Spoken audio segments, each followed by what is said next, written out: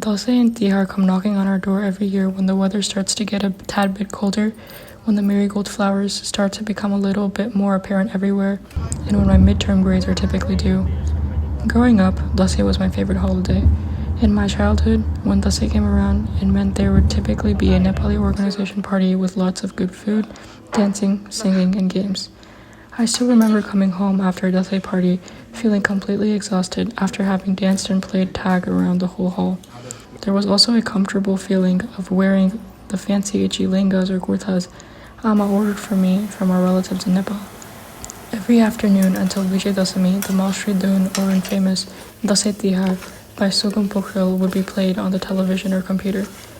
On Dasami, us kids would go to school anticipating an exciting celebration and Kosikumasu and Bhat for dinner after we came back home. When and if our relatives came to visit from a different state, it meant that they would bring cute gifts and chocolates, bearing smiles on their faces and eagerness to celebrate together. Hazurama, Hazurba, and all of our relatives from Nepal would finally give us blessings, health, and prosperity on Viber calls during those Vijay Dasami nights. After that, the neighborhood kids and I would go around the neighborhood to all the uncle and auntie's apartments, and they would give us blessings and give celebrities and treats if we were lucky. Ultimately, coming back home, foreheads full of ratotika and zamara falling everywhere, we would count all our money to see who collected the most and discuss which house gave us the most dakshina. And of course, the next day, it would be a battle to wash off the red mark from the tika the night before. Most of my memories from Dashain are consumed with laughter and a feeling of family members and friends getting together to celebrate something grand. The sense of community that was expressed during these festivals is unmatched, and I suppose that was the reason I enjoyed Dashain and still do.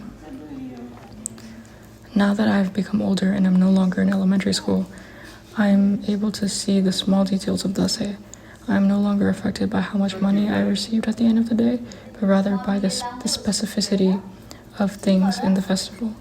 I've started to realize that the zamora that Ama brings out the day of Vijay Dasami is planted during Ghatastapana, the first day of the festival.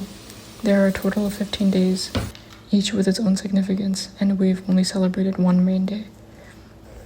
I've realized that the way in which the festival is celebrated in the States, as my family has celebrated it, is not even a tad bit similar to the way that it is celebrated in Nepal, or when my parents were there. In Nepal, having a month's worth of break from school, flying kites outside and cutting your friends' kites, swinging on the lingge ping and celebrating Vijay Dasami in the morning is very typical and expected.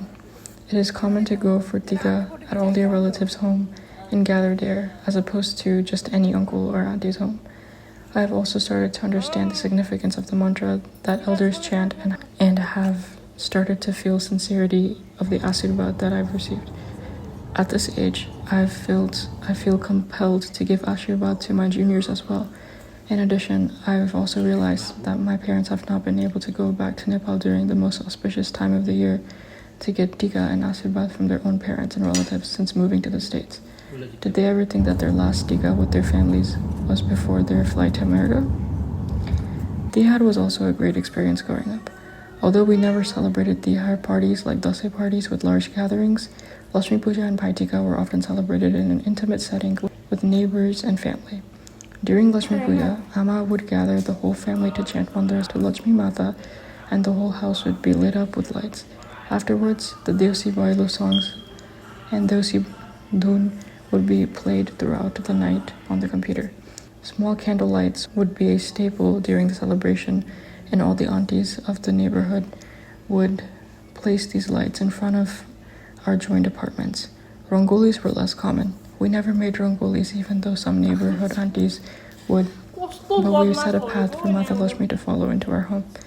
And since the start of Tihar, Silroti would be a staple at our house, and it would be enjoyed as a snack regardless of how hard it became over time. When Silroti was made, we had to be careful not to cause the smoke detector to go off, and since the windows and doors would be open when it was fried, the aroma would be present from outside. Every Bhai Tika since Bhai was born has made me feel present and responsible because it is a brother and sister celebration. I can recall that Shubhu's first Bhai consisted of Amma holding him as he started crying and staring at me, wondering what I was doing. After our part of Bhai was over, it would be time to enjoy Bhai Masala platter that Amma and the aunties had created. This year, I was able to experience my first Dashain and Tihar in Texas. Although the start of the festival season did bring out much joy in me, it didn't really go as expected. For one, I had assignments due that took some time to complete. We didn't go to big fancy Dashain parties in Houston that I had hoped for. The grand sense of going to New Orleans to buy items for the festival season was not there.